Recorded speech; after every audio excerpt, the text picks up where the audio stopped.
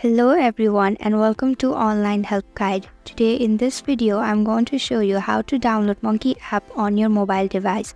So without any further ado, let's get right into the video. First, get your mobile phone and open up the Play Store.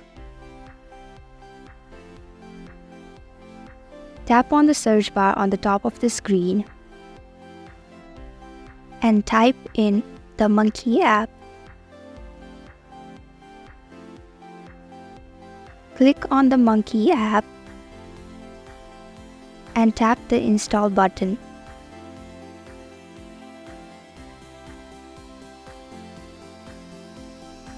The installation process may take some time because of the internet speed.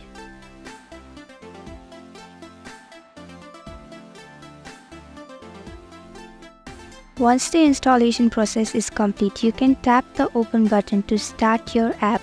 And that's it. Those are all the steps on downloading the Monkey app on your mobile device. Thank you for watching Online Help Guide. I hope this video was helpful. If it was, please hit the like button and comment if you have any questions or feedback.